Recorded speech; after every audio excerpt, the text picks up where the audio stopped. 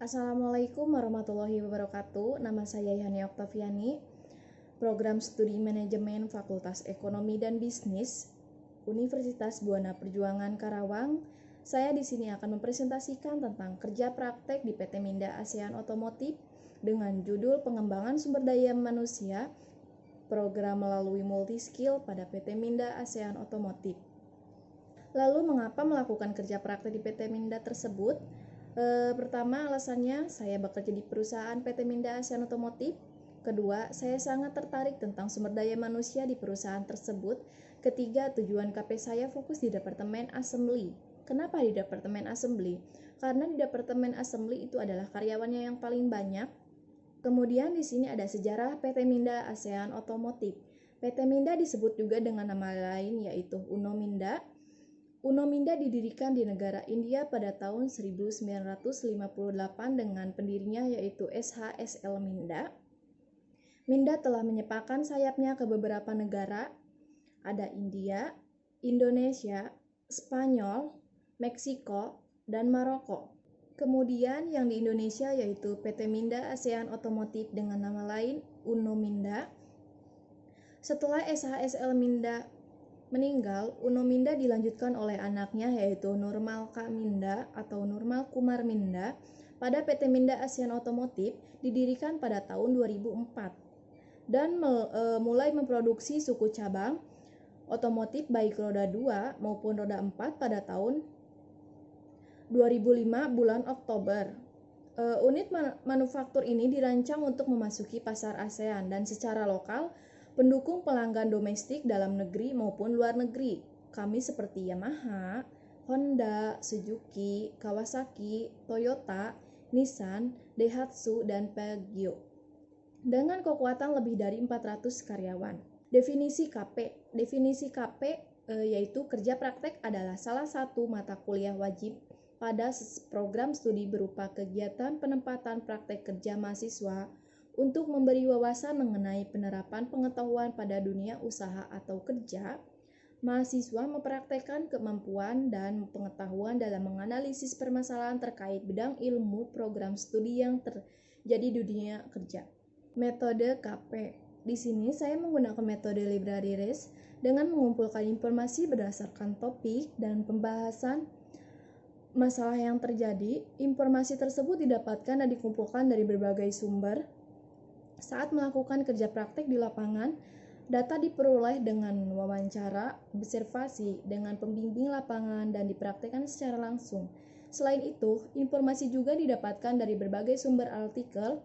Kegiatan ini dilakukan dengan mengikuti kerja praktek selama 3 bulan, dari tanggal 6 Februari 2021 sampai 30 April 2021 di PT Minda ASEAN Otomotif. Selanjutnya di sini ada definisi manajemen. Menurut Ibrahim, manajemen merupakan proses yang khas yang terdiri dari tindakan perencanaan, perorganisasian, pergerakan, dan pengawasan yang dilakukan untuk menentukan serta mencapai sasaran-sasaran yang terjadi ditetapkan melalui manfaat sumber daya manusia serta sumber-sumber lainnya. Adapun Melayu SP Hasibuan, manajemen adalah ilmu dari seni pengatur proses pemanfaatan sumber daya manusia dan sumber lainnya secara efektif dan efisien untuk mencapai suatu tujuan tertentu. Menurut Prof. F. Liang Li mengatakan manajemen suatu ilmu dan seni perencanaan, perorganisasian, mengarahkan, mengkoordinasi, serta mengawasi tenaga manusia dengan bantuan alat untuk mencapai tujuan yang telah ditetapkan. Berdasarkan definisi menurut para ahli, maka manajemen merupakan ilmu dan seni yang mengatur perencanaan, perorganisasian, pergerakan, dan pengawasan dengan pemanfaatan sumber daya manusia dan bantuan alat-alat yang digunakan secara efektif dan efisien untuk mencapai sasaran dan tujuan yang telah ditetapkan. Fungsi manajemen di sini ada perencanaan, perorganisasian, pergerakan, dan pengendalian. Definisi sumber daya manusia. Menurut Deseler, manajemen sumber daya manusia adalah proses untuk memperoleh, melatih, menilai, dan mengompensasi karyawan untuk mengurus relasi tenaga kerja, kesehatan dan keselamatan, serta hal-hal yang berhubungan dengan keadilan. Melayu S.H. Hasibuan. MSDM adalah ilmu dan seni mengatur hubungan dan peranan tenaga kerja agar efektif dan efisien membantu terwujudnya tujuan perusahaan, karyawan, dan masyarakat. Berdasarkan definisi menurut para ahli, maka manajemen sumber daya manusia adalah ilmu dan seni yang mengatur hubungan dan peranan tenaga kerja dalam memperoleh, melatih, menilai, dan mendapatkan kompensasi dengan terwujudnya tujuan perusahaan, individu, dan karyawan. Lalu di sini ada tujuan manajemen sumber daya manusia. Setiap organisasi dalam perusahaan tentu mendapatkan tujuan-tujuan yang mampu memberikan pencapaian dalam tujuan manajemennya dan termasuk sumber daya manusia. Adapun menurut Schuler et al. Dalam Irianto 2001, MSDM memiliki 3 tujuan, yaitu memperbaiki tingkat produktivitas, memperbaiki kualitas kehidupan kerja, dan meyakinkan organisasi telah memenuhi aspek-aspek legal. Selanjutnya adalah fungsi manajemen sumber daya manusia, itu ada perencanaan, perorganisasian, pengarahan, pengendalian, pengadaan, pengembangan, kompensasi, pengintegrasian, pemeliharaan, kedisiplinan, dan pemberhentian. Kemudian definisi pelatihan dan pengembangan SDM. Bernard Kay dan Joseph Walsh dalam mengemukakan bahwa pelatihan dan pengembangan merupakan upaya terencana yang dilakukan perusahaan dan memfasilitasi pegawai untuk mempelajari berbagai keterampilan dan perilaku yang berhubungan dengan pekerjaan. Menurut Bartol dalam Sri Wilujeng, pelatihan dan pengembangan merupakan suatu usaha perencanaan untuk memfasilitasi karyawan mempelajari tingkah laku yang berhubungan dengan pekerjaannya yang bertujuan untuk meningkatkan kinerja karyawan.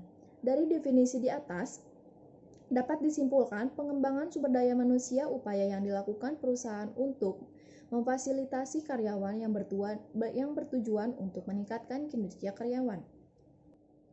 Tujuan pelatihan dan pengembangan sumber daya manusia itu ada memperbaiki kinerja, memutakhirkan keahlian para karyawan sejalan dengan kemajuan teknologi, lalu ada mengurangi waktu pembelajaran bagi karyawan baru agar kompeten dalam pekerjaan, membantu memecahkan masalah operasional, dan mempersiapkan karyawan untuk dipromosikan. Selanjutnya di sini ada manfaat melatih dan pengembangan sumber daya manusia. Itu ada mengurangi dan menghilangkan kinerja yang buruk, meninggalkan produktivitas, membantu sikap loyalitas dan kerja sama yang lebih menguntungkan, memenuhi kebutuhan perencanaan sumber daya manusia, mengurangi frekuensi dan bahaya kecelakaan kerja, dan membantu karyawan dalam meningkatkan dan mengembangkan pribadi mereka. Nah, selanjutnya di sini ada tugas utama. Tugas utama selama saya kerja di PT Minda Otomotif, pertama saya menerima planning. Planning sendiri di sini akan diterima setiap pagi dari grup leader ke line leader. Nah, di sini itu nanti di dalam planning tersebut itu ada daftar sejumlah barang yang harus dicapai selama 1 hari untuk memenuhi pengiriman tersebut. Lalu kedua, saya membuat inden menjadi budget kalkulasi manpower. Itu adalah pembuatan daily. Daily sendiri di sini adalah laporan kerja per hari. Di daily tersebut itu bisa dilihat target 1 harinya kita target atau tidaknya, seperti itu. Kemudian di daily line tersebut nanti akan ketahuan berapa oleh PHW yang saya dapatkan. Oleh PHW sendiri itu adalah per hour per operation, sedangkan oleh itu adalah overall line effectiveness. Nah, itu adalah berapa pencapaian dari target perusahaan dan target yang member atau operator yang sudah dicapai. Lalu di sini tugas utama yang ketiga itu mengubah budget calculation manpower menjadi multi skill actual output. Maksudnya di sini ketika saya sudah membuat daily, nanti akan ketahuan per jamnya berapa. Nah, lalu saya akan mengubah ke multi-skill. Multi-skillnya di sini itu adalah member. Bagaimana member tersebut itu mencapai target yang sudah ditentukan oleh daily atau target yang sudah ditentukan oleh perusahaan dengan cara memberikan motivasi, misalkan ayo kita harus dapat targetnya segini. Nanti si member akan cepat, dia akan termotivasi kepada dirinya sendiri bahwa dia akan bisa mencapai target tersebut. Lalu di sini ada tugas pendukung. Tugas pendukungnya sendiri, pertama saya akan mengupdate daily performance sheet. Daily performance sheet itu adalah kelanjutan dari daily line tersebut. Daily line yang sudah ditentukan atau sudah yang saya hitung sebelumnya, yang dalam satu hari itu berapa. Di daily performance sheet itu ada oleh PHO, ada final rejection, ada process rejection, ada stop plan, dan ada change model. Misalkan si oleh PHO-nya itu dalam satu hari kita hanya 98%, tidak sesuai target 100%. Nah, nanti di situ akan ketahuan kenapa alasannya, apakah ada stop plan. Ketika ada stop plan bisa dimasukkan, dan ketika ada final rejection yang memicu output oleh PHO-nya kita berkurang menjadi 98%, nah itu nanti tinggal di-update, dimasukkan ke daily performance sheet. Nah, lalu di sini ada oleh PHO monitoring sheet. Oleh PHO monitoring sheet itu, oleh adalah pengertian dari overall line effectiveness, PHO adalah per hour per operation. Oleh PHO ini adalah catatan super pressure untuk mengetahui peningkatan karyawan dalam 1 bulan, pencapaiannya selama kerja target atau tidaknya. Kemudian itu menghitung oleh PHO daily performance sheet dalam 1 bulan. Nah, yang tadi itu daily performance sheet ketika sudah 1 bulan akan dihitung oleh PHO-nya dan proses dan final rejection-nya. Nanti akan ketahuan di dalam 1 bulan itu kita berapa pencapaiannya. Apakah sudah mencapai target perusahaan yang 95% ataukah tidak. Nah, di cara penghitungan oleh PHO tersebut nanti misalkan menghitung oleh tersebut itu dari tanggal 1 sampai tanggal 30 akan dihitung, lalu dibagi berapa kita produksi dalam 1 bulan tersebut. Lalu ada monthly performance sheet. Monthly performance sheet ini kelanjutan dari oleh PHO yang tadi dihitung. Nah, setelah dihitung akan ketahuan berapa oleh PHO-nya. Misalkan si PHO-nya itu 8,8, si olehnya itu misalkan 97%. Nah, nanti dimasukkan ke monthly performance sheet. Si monthly performance sheet itu catatan dalam 1 tahun. Kemudian saya akan mengisi A4 stock taking ya. Itu kalau misalkan dalam 1 bulan di PT Minda Asian Otomotif itu ada yang namanya stock taking, penghitungan komponen. Lalu di sini ada pembantekan semua dokumen yang ada di line. Pembantekan dokumen itu seperti yang diupdate dalam 1 bulan, karena di PT Minda Asian Otomotif itu ada dokumen yang 1 tahun tidak diupdate, jadi ada yang 1 tahun gantinya dan ada yang 1 bulan gantinya. Nah, yang 1 bulan itu setiap 1 bulan terakhir bareng sama stock taking kita akan membantek semua dokumen-dokumen. Lanjut, di sini ada permasalahan. Dalam permasalahan di sini itu ada 2. 1, dalam pembuatan menentukan target sampai dengan output aktual, pembuatan daily dibutuhkan waktu selama bekerja, maksudnya itu dalam 1 hari bekerja. Maka dari itu banyak kerjaan yang terhambat. Misalkan itu kan di PT Minda Asian Otomotif itu dokumen-dokumen itu diupdate itu di jam terakhir bekerja. Nah, jika kita tidak bisa membagi waktunya itu, nanti akan ada yang oleh PHO misalkan diupdate-nya besoknya karena keterlambatan waktu itu. Nah, yang kedua itu ada dalam mempraktekkan program multi-skill hasil output manpower yang hasil dengan support berbeda. Misalkan di sini itu kenapa berbeda? Multi-skill kita diibaratkan kepada member. Nah, member support itu diibaratkan kepada member lain yang bekerja di lane kita yang support ya. Nah, oleh PH-nya juga itu akan berbeda dengan member aslinya yang dari lane tersebut. Kalau yang dari lane tersebut mungkin sudah menguasai stationnya mereka itu seperti apa, proses kerjanya mereka itu seperti apa. Sedangkan kalau yang member support atau dari lane luar, dia akan belajar dulu akan bagaimana dia bekerja dulu, melihat dulu situasi dan memperkenalkan dulu pekerjaannya seperti apa. Itu akan memakan waktu yang lama, bisa disebut itu lost time dalam memahami pekerjaan tersebut.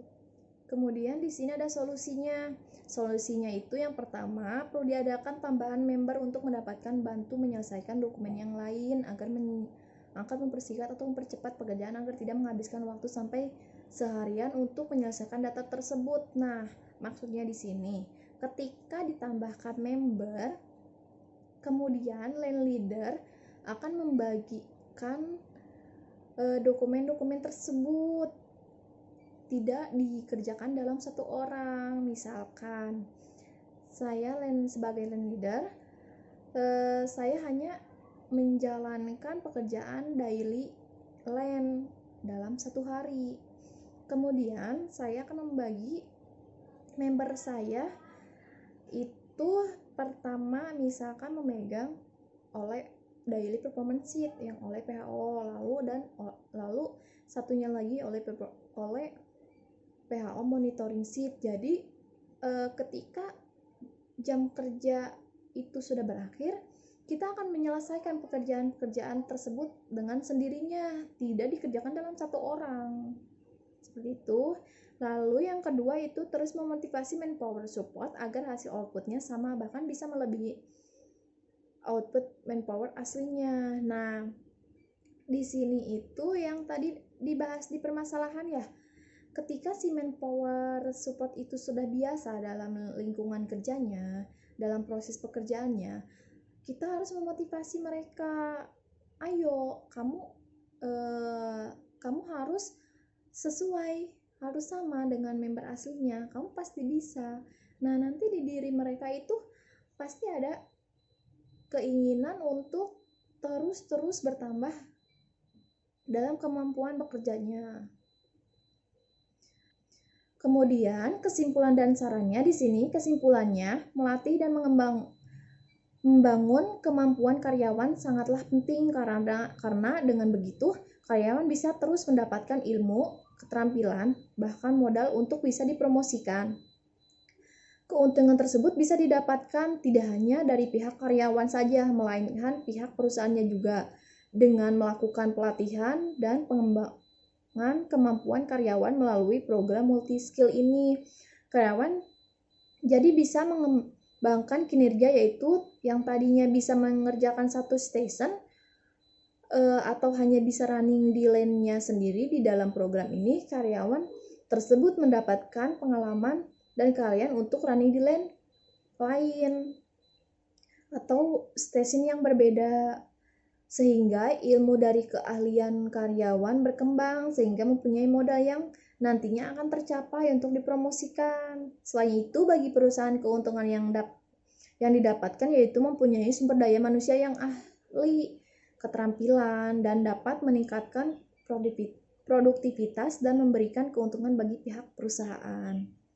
Nah, sarannya di sini untuk bagi yang terkait sebaiknya terus meningkatkan kinerja dan terus melakukan program multi skill ini agar sumber daya manusia yang ada semakin berkualitas dan berketerampilan. Terima kasih, sekian presentasi kerja praktek dari saya di PT Minda ASEAN Otomotif.